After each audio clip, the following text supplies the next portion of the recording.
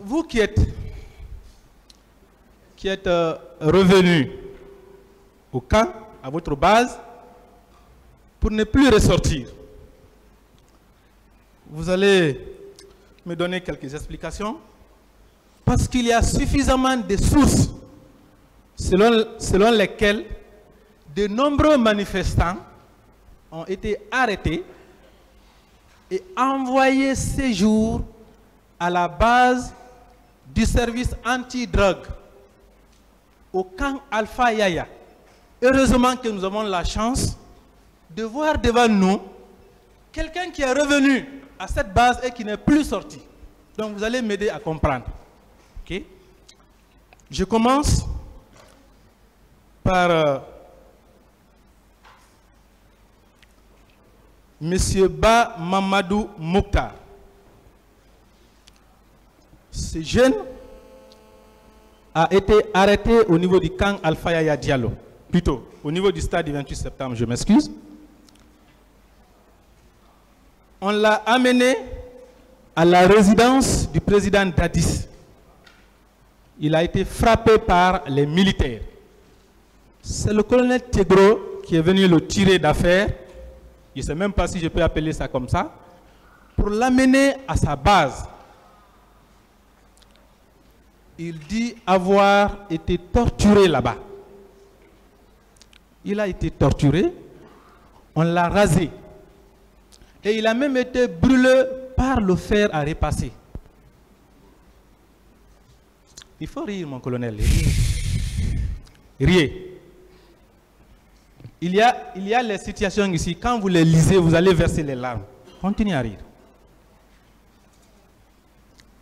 Est-ce que vous avez vu un jeune séjour arrêté, qu'on a amené à votre base, qui a été torturé? Est-ce que vous l'avez vu? Non. Vous ne l'avez pas lu? Non. Alors, il précise, je vous lis un bref extrait de sa déclaration. Entre-temps, le premier gendarme nous a apporté 6 bouteilles d'eau. Le même jour, à 18 h, ils ont sorti pour nous raser les crânes et nous demander notre leader préféré. Si tu réponds que c'est Dadis, on te frappe peu. Le cas échéant, on te frappe à l'agonie. Ces jours. Est-ce que vous avez demandé aux manifestants qu'on avait amenés là-bas qui est leur leader préféré? Je n'ai vu aucun manifestant à notre base. Ok. D'accord. Je vais continuer. Je viens à M. Alpha Amadou Diallo. Il dit ceci. C'est dans ces circonstances qu'on m'a fait embarquer pour me déposer au service anti-drogue chez Thiegro, où nous avons été sérieusement tabassés à leur guise. Finalement, nous avons été tous identifiés et enfermés de nouveau. Quelques instants après, nous avons été rasés. La pompe qui donnait de l'eau a été coupée par eux. Pendant 3 jours, nous sommes restés sans boire ni manger. Vous voyez comment ça revient? On rasait ces jours les gens là-bas, les manifestants arrêtés. Est-ce que le violon qui est chez vous, il y a comment on appelle, il y a un robinet là-bas? Est-ce que vous avez un robinet là-bas au niveau du violon? Au violon? Oui. Non. Il n'y a pas de robinet? Non. Il n'y avait pas de robinet. Le robinet est à quel niveau? Il y avait l'eau dans la cour. Donc c'est ce robinet qui a été coupé? Il n'y avait pas d'interpellé chez nous, encore une fois de plus. Il n'y avait pas d'interpellé. Il précise d'ailleurs qu'il y avait les militaires parmi les gendarmes séjour à votre base. Les militaires sont venus. Ces jours, vous avez collaboré, vous avez coopéré avec les militaires.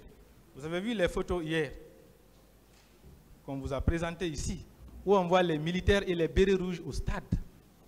Et même à votre base, il y avait les militaires là-bas. pour la circonstance, vous avez collaboré avec les militaires. Et même au niveau de Koza, là où il y a eu pillage, les gendarmes ont collaboré avec les militaires. Il précise. Et c'est d'ailleurs un militaire qui lui a donné son téléphone pour pouvoir communiquer avec son épouse. C'est pour vous dire qu'il ne ment pas. C'est le militaire qui l'a aidé, ce jeune-là. Vous ne l'avez pas vu? Je ne l'ai pas vu et moi aussi je ne mens pas. D'accord. Et vous aussi, vous ne mentez pas. C'est la même chose. Monsieur Ousmane Sidibé également, il a fait 4 jours dans vos locaux. 4 jours. 4 jours de détention arbitraire et de torture. Vous étiez le conseiller, non? Vous avez dit que le général Baldé vous avait nommé à un poste de conseiller. C'est pas ça? Pour la régularité au niveau de l'enquête préliminaire, c'est pas ça? Mais conseiller, ça c'était en 2011. Ah. Vous êtes en train de... Non, mais vous n'avez pas précisé que c'était en 2011. Vous ne l'avez pas précisé. Mais encore une fois. Si vous peu importe, on va continuer, peu importe. Voilà. L'essentiel est que vous étiez là-bas. Au moins si vous aviez dit que vous n'étiez pas là-bas, mais vous êtes venu pour ne plus sortir. Ce n'est pas une personne, ce n'est pas 2 personnes. Mais combien de personnes disent avoir été détenues là-bas? Et vous dites que vous n'avez vu personne. Mais qu'il en apporte les preuves. Moi, je n'ai vu personne. Qu'il en apporte les preuves. D'accord.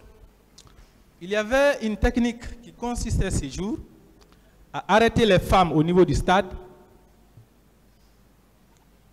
leur mettre des bandes au niveau des yeux pour ne pas qu'elles voient.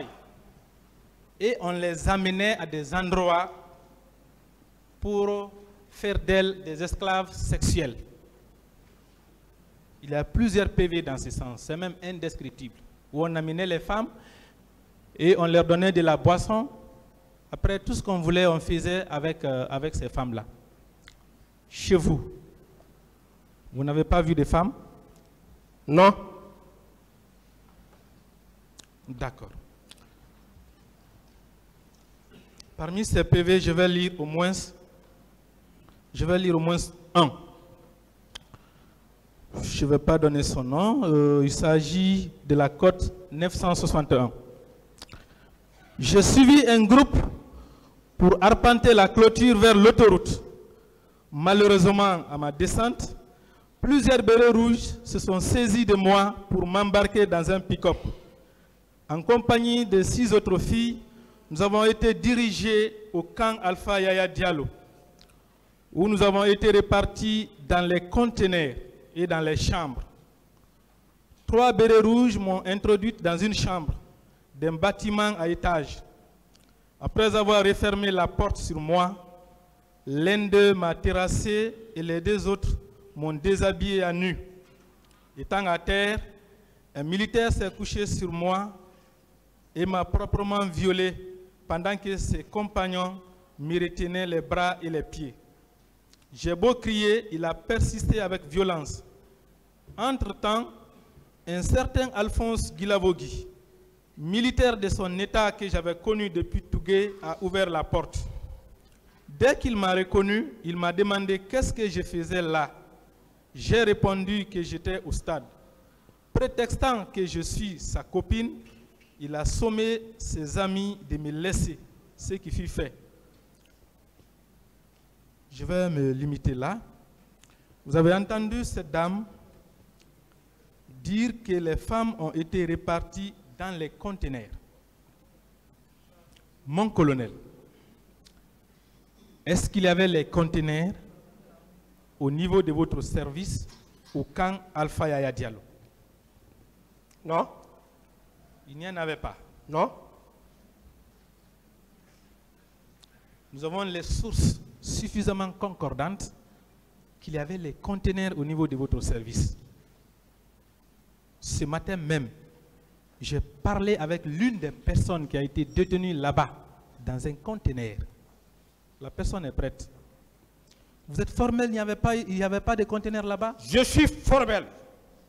Il n'y avait pas de conteneur. Je suis formel. Il n'y avait pas d'interpellé. Je suis formel. Il n'y avait pas de torture. Le fait, au moins pour cette dame, d'avoir pu comprendre qu'il y avait les conteneurs à son lieu de détention est la preuve qu'on a envoyé les femmes chez vous et que c'est chez vous qu'elle était. C'est chez vous qu'elle était, cette femme-là. Elle était chez vous.